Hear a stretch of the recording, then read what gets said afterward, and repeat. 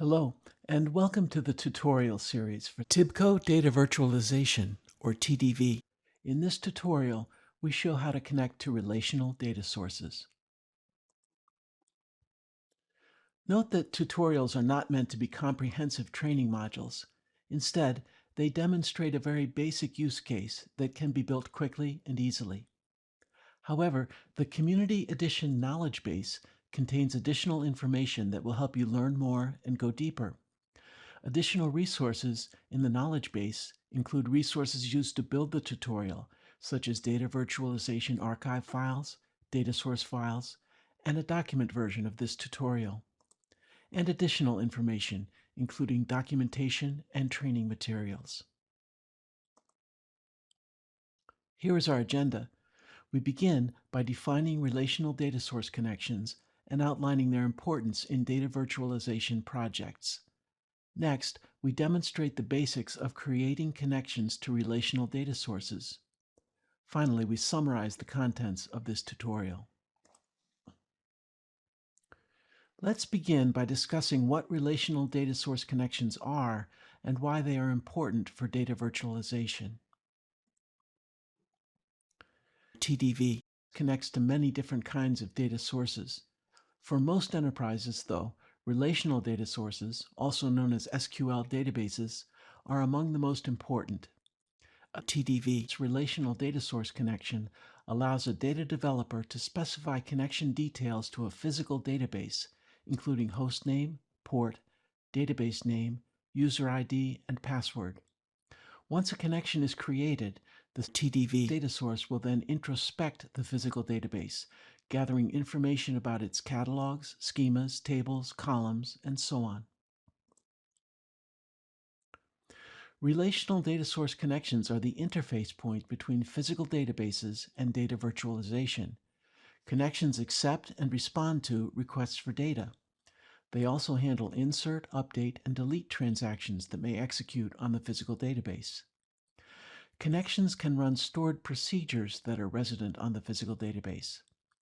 They expose database tables and other artifacts so that they can be used by many different projects and joined together with data from many other physical data sources. Finally, TDV data source connections have a deep understanding of the specific capabilities of the physical databases to which they connect. This enables the TDV query optimizer to leverage these capabilities in order to build extremely efficient execution plans. Next, let's walk through the basic steps of creating a relational data source connection. Here is the business problem that we illustrate in this tutorial. TDV developers want to build a number of virtual views that combine data from two different database products and present this data as a single virtual database for their data analyst users. In this case, the two database products are MySQL and Microsoft SQL Server. Before the developers can begin creating virtual views, they need to create data source connections and introspect the available resources on each of these physical databases. This scenario is an important paradigm for many common data virtualization use cases. For example, we might want to combine data from an inventory system on one database and an orders system on another database. Or we might want to combine data from a customer database with data from a marketing database. The possibilities are endless, and every enterprise has its own specific needs that can be met by this approach. Before you begin, you'll need to install or gain access to one or more relational database instances, such as one of the products shown here. TDV can support any database that provides a JDBC driver, but the products shown here have out-of-the-box support that includes a pre-configured list of their specific capabilities. For each database instance you choose, you will need the information shown here: hostname, port, database name, login, and password. If you do not have this information, you can obtain it from your database administrator. We're now ready to begin. Log in to the TDV Studio Developer environment and click Connect. As an optional step for convenience and organization, we'll put our work in its own folder. On the Studio namespace, right-click Shared and select New Folder. Create a folder named Community Edition Tutorials. Then right-click the new folder and create another folder under it named Relational Data Source Connections. We'll begin by connecting to a MySQL database. Right-click your new folder and select New Data Source. Choose MySQL 5.5 and click Next. If your version of any database is greater than the highest version shown on the list, choose the highest version available. The connection will work, although in some cases it may not be aware of certain new features. Now we can enter the connection details. Give the data source any name you like. Enter the host name or IP address of the database server, the port that the database listens on for connections, the name of the specific database you want, a user login, and password. Note that you can also enable pass-through authentication if you want the data source to use the credentials of each user who accesses the source. In TDV Enterprise Edition, this capability can also be linked to LDAP directory services and/or to Kerberos if the data source supports it. Pass-through login is beyond the scope of this tutorial, though. We'll simply use the service account specified above. The account must have read access to the physical database. If you want to do adds, updates, and deletes, it must also have write access. You can also set the transaction isolation setting for the connection. This setting is beyond the scope of this tutorial, and the default setting is typically sufficient. Now click Create and Introspect. The introspection dialog now shows all available resources on the database. We can select everything if we wish, but for now we'll just select the tables that are of interest for a specific project. Click Next. Verify your selections and click Finish. The introspection process proceeds and TDV gathers information about the selected tables, including their columns and data types. Click OK. The data source and the selected tables now appear in the Studio namespace. Click the triangle next to a table to see its columns. Double-click a table or use the right-click menu to open a table in Studio's Editor pane. Column details and other introspected information is available on the various tabs of the Editor pane. Click the Show Contents icon to return a small sample of actual data from the table. Our connection to the MySQL database is successful. Next, let's create a connection to a Microsoft SQL Server database. Just as we did with MySQL, we select New Data Source in our folder. Select an edition of SQL Server and click Next. This time, however, we get a warning message. That's because Microsoft does not permit other software vendors to bundle its JDBC driver in their offerings.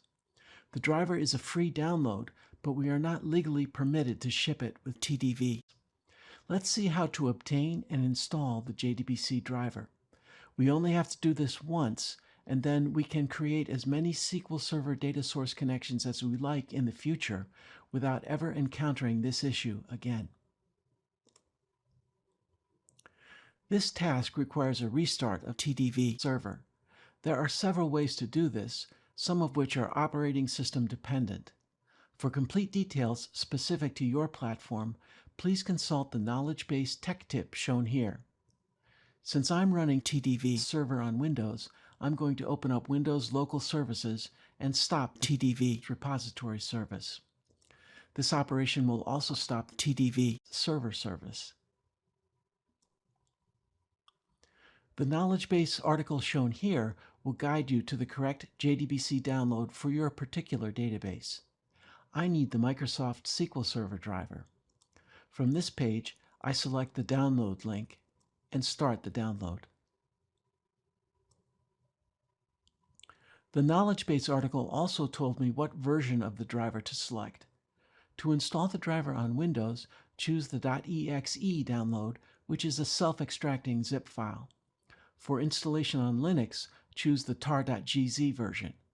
I'm running Windows, so I choose the .exe. Execute the download and the files are extracted. The extract creates a hierarchy of folders as shown here. Navigate to the ENU folder and copy the SQL JDBC41.jar. Paste the jar into the TDV folder for your desired version of SQL Server as shown here. Navigate to the TDV installation directory, then go to Conf, Adapters, System, and then to the desired folder for your version. Now restart TDV. I start the TDV server service, which also automatically starts the TDV repository service. Again, consult the tech tip shown here for complete details for your platform.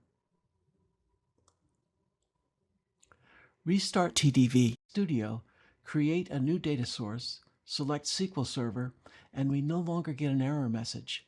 Give a name for the data source and enter the connection details just as we did for MySQL. Click Create and Introspect. Select any resources you want from the data source. Click Next.